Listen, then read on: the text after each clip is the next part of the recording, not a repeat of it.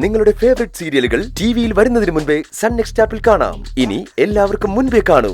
ഇപ്പോൾ തന്നെ sun next app download ചെയ്ത് സബ്സ്ക്രൈബ് ചെയ്യൂ.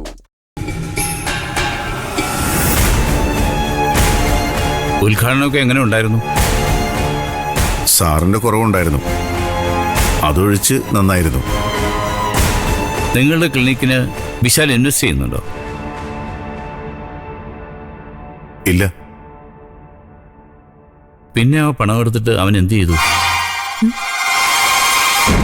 അവൻ ഒറ്റക്കെടുത്തോ അതോ നിങ്ങളെല്ലാവരും കൂടി വീതം വെച്ചോ?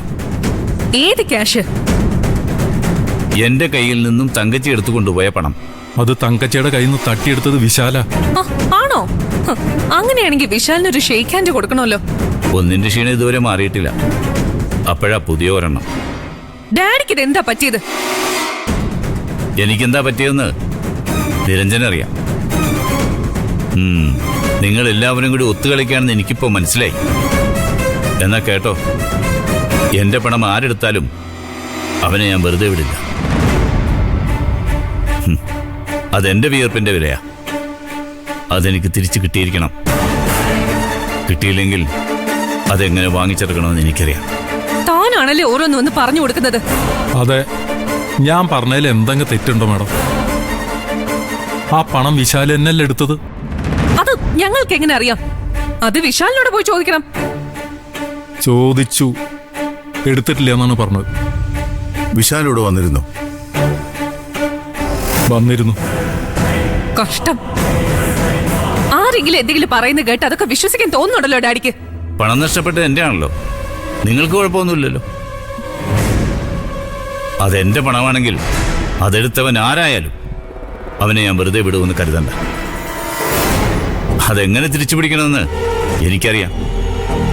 ഞാനത് ചെയ്യുകയും ചെയ്യും. അതിനെന്ത് വഴിയും ഞാൻ സ്വീകരിക്കും. അപ്പോൾ പിന്നെ വേദനിച്ചിട്ട് കാര്യമില്ല.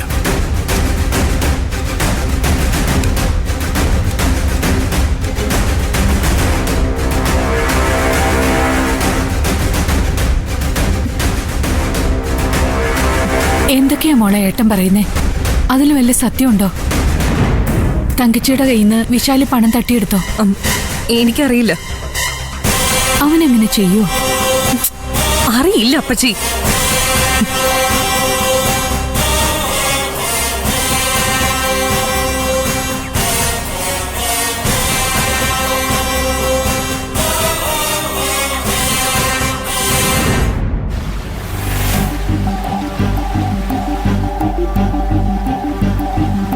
സിദ്ധുവിനെ കണ്ടതുകൊണ്ടാ അവൻ പെട്ടെന്ന് അവിടുന്ന് പോയത്.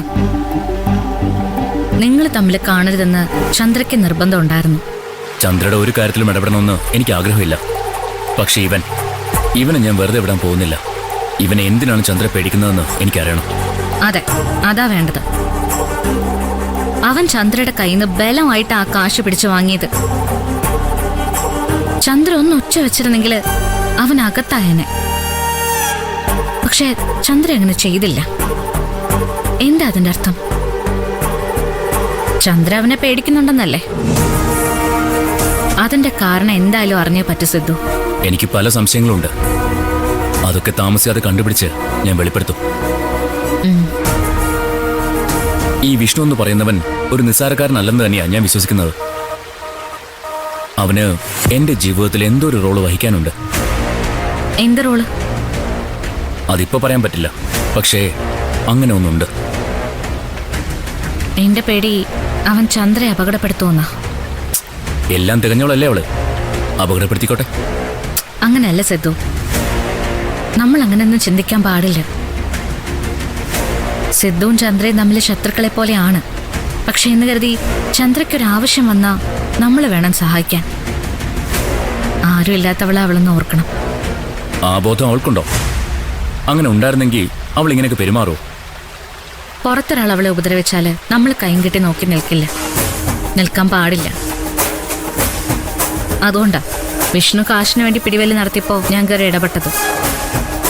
അതുകൊണ്ട് വിഷ്ണുവിന്റെ കയ്യിൽ നിന്ന് നമ്മൾ ചന്ദ്രയെ രക്ഷിച്ചേ പറ്റൂ. അത് സിദ്ധുവിന്റെ കടമയാ. അതിന് അവന്റെ ഒരു വിവരങ്ങളും എന്റെ കയ്യിലില്ല. അവളാണെങ്കിൽ അതൊട്ട് പറയുന്നുമില്ല. അവളുടെ സഹായം ഇല്ലാതെ കണ്ടുപിടിക്കാൻ പറ്റില്ലേ സിദ്ധു വിചാരിച്ച? പറ്റും. അതിനായിരിക്കും ഇനി ഞാൻ ശ്രമിക്കാൻ പോകുന്നത്.